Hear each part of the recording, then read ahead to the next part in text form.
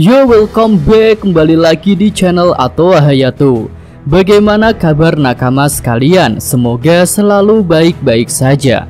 Chapter 1049 yang lalu terlihat sangat luar biasa, karena akhirnya Naga Kaido mendapatkan sebuah serangan yang telak, yang bahkan membuatnya sampai masuk ke dalam tanah. Sementara itu, selain Luffy yang berhasil menghempaskan Kaido, Momonosuke juga berhasil menyelamatkan Onigashima. Ya, Naga Momo bisa membuat awan api dan Onigashima pun mendarat dengan selamat. Nah, itu adalah dua keberhasilan besar bagi pasukan aliansi. Tapi apakah hal itu akan benar-benar menjadi penutup arc Wano? Dan kira-kira hal apakah yang akan muncul di chapter 1050 nanti? Oke lah, mari kita prediksikan dalam video ini. Hal pertama yang ingin Mimin bahas adalah mengenai panel terakhir chapter lalu yang memperlihatkan Momonosuke dan Luffy sudah tepar. Ya, kedua pemimpin besar pasukan aliansi itu terlihat sudah sangat kelelahan dan Luffy juga terluka. Bahkan jika kita perhatikan, Luffy mengalami luka yang cukup serius di bagian mata kirinya. Nah, hal itu cukup membuat kehebohan dan bisa berkaitan dengan pernyataan Bang Oda di tahun 2007 yang lalu, di mana saat itu Bang Oda berkata, "Aku gatal untuk menggambar karakter ini, yaitu karakter bajak laut berpenutup mata. Karena ketika seorang bajak laut mengenakan penutup mata ini muncul, maka kita tahu bahwa telah dekat akhir cerita ini." Ya, jadi mungkinkah Luffy akan memiliki luka di matanya dan jadi menggunakan penutup mata karena pertarungan melawan makhluk terkuat Kaido? Ya, mari kita nantikan. Lalu dengan teparnya kedua pemimpin pasukan aliansi ini, bisa dikatakan misi pasukan aliansi sudah selesai. Dan sejauh ini terlihat cukup berhasil. Kaido sudah nyungsep ke dalam tanah, lalu Pulau Onigashima juga sudah mendarat. Dan jangan lupa, Shogun paling tampan Orochi juga sudah diurus oleh Kyushiro. Di chapter depan mungkin kita akan melihat pasukan yang masih hidup di dalam Onigashima akan keluar untuk melihat pahlawan mereka, yaitu Monkey D. Luffy. Lalu jika Momonosuke sudah kelelahan seperti itu, tak menutup kemungkinan bahwa Naga Momo akan kembali ke wujud manusianya. Dan masih ingatkah kita bahwa ketika pertama kali merubah Momo jadi dewasa, Shinobu jadi menangis karena melihat Momonosuke benar-benar mirip dengan Oden. Nah, hal itu bisa juga akan terjadi kepada para pasukan aliansi yang sangat merindukan sosok Oden Kozuki. Wajah Momonosuke yang sangat mirip dengan ayahnya akan membuat mereka terharu dan berlinangan air mata bahagia.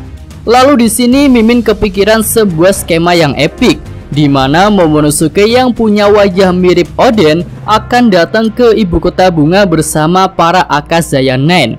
Jadi para penduduk ibu kota bunga yang sudah pasrah karena saat fajar Orochi dan pasukannya akan kembali, malah akan merasa terkejut dan jadi bahagia ketika melihat yang kembali masuk negeri Wano adalah pewaris sah Wano Kuni, yaitu dari klan Kozuki. Nah, selanjutnya mari kita bahas apa yang akan dilakukan oleh CP0 terakhir yang di chapter lalu memilih untuk melarikan diri. Untuk hal itu Mimin melihat ada dua kemungkinan. Pertama, dia memang berniat kabur karena situasi sudah sangat kacau. Tapi hal itu tetap menimbulkan resiko besar bagi agen CP0 itu, karena bisa saja dia akan mendapatkan hukuman setelah tidak bisa menjalankan perintah dari Gorosei. Lalu kemungkinan kedua, dia akan memberikan komando kepada armada pemerintah dunia yang ada di lautan untuk segera melakukan penyerangan. Tapi untuk melakukan penyerangan dibutuhkan suatu syarat mutlak, yaitu adalah ada orang-orang kuat lain yang sudah bersama armada pemerintah dunia. Ya, minimal level admiral lah. Karena jika yang datang hanya para kroco, maka penyerangan mereka hanya akan sia-sia saja. Lalu mungkin ada yang berpendapat bahwa pemerintah dunia itu bisa saja menyerang dari laut menggunakan Buster Call. Tapi Mimin rasa hal itu susah karena Wano ini kan daratannya cukup luas. Jadi jika hanya mengarahkan meriam dari lautan, tentu tak akan sampai mengenai seluruh bagian negeri Wano. Oke, selanjutnya Mimin akan bahas mengenai satu pertanyaan horor nih yang membuat kita resah gelisah, yaitu bagaimana jika Kaido masih bisa bangkit. Nah, memang kemungkinannya kecil sih jika Kaido masih bisa bangkit. Tapi walaupun begitu, selama belum ada konfirmasi resmi dari narator tentang kekalahan Kaido, kemungkinan itu masih tetap ada. Lalu bagaimana jika naga itu bangkit lagi dan bisa kembali naik ke permukaan? Ya, Mimin rasa hal itu biasa aja sih, karena kan Kaido itu makhluk terkuat. Jadi masih sangat mungkin jika Kaido belum pingsan setelah menerima serangan raksasa dari Luffy itu. Namun Kaido yang bangkit lagi itu menurut Mimin sudah tak punya keinginan untuk bertarung, karena dia sudah merasa kalah dari Joy Boy. Alasan pendapat ini karena kita sudah mendapatkan konfirmasi kekalahannya Kaido, walaupun bukan dari narator, tapi dari Kaido sendiri. Ya, dalam flashbacknya bersama King, Kaido kan berkata bahwa Joy Boy itu adalah orang yang akan bisa mengalahkan dirinya. Dan Luffy itu kan Joy Boy, jadi sudah pastilah Luffy akan mengalahkan Kaido. Jadi walaupun Kaido masih bisa bangkit, dia akan mengakui kekalahannya. Selain itu, tentu Kaido tidak akan bangkit dengan segar bugar, tetapi dengan luka yang juga cukup parah. Karena kan salah satu tanduknya juga terlihat patah ketika menerima serangan Bajrangan dari Luffy. Selain itu kan ada clue dari narator yang bertuliskan penantian selama 20 tahun. Hal itu secara tidak langsung mengkonfirmasi bahwa penantian rakyat Wano selama 20 tahun sudah tercapai.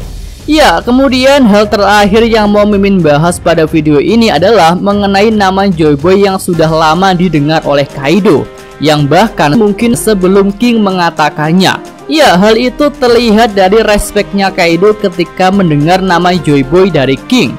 Bayangkan nih, nama itu baru muncul dari mulut salah satu anak buahnya. Tentu Kaido yang merasa makhluk terkuat akan sesumbar bahwa dia bisa mengalahkan Joy Boy. Tapi di sini kenyataannya kan tidak begitu. Kaido yang kuat malah mengakui bahwa Joy Boy itu bisa mengalahkan dirinya. Jadi menurut Mimin, sebelum bertemu dengan King, Kaido sudah pernah mendengar nama Joy Boy, entah dari leluhurnya atau dari orang lain yang tentu sangat dihormati oleh Kaido. Dan mungkinkah nama Joy Boy itu didengar oleh Kaido dari ayahnya? Ya, menarik untuk dinantikan jika hal itu benar-benar akan terungkap. Oke, itu aja pembahasan untuk video kali ini. Jika ada tambahan, saran, kritik, dan juga masukan, bisa nakama tulis pada kolom komentar. Oke, Mimin atau Hayato, terima kasih. Oke, cukup sekian video kali ini. Semoga nakama sekalian menyukainya. Terima kasih udah nonton. Jangan lupa like-nya dan subscribe channel atau Hayato. Yo!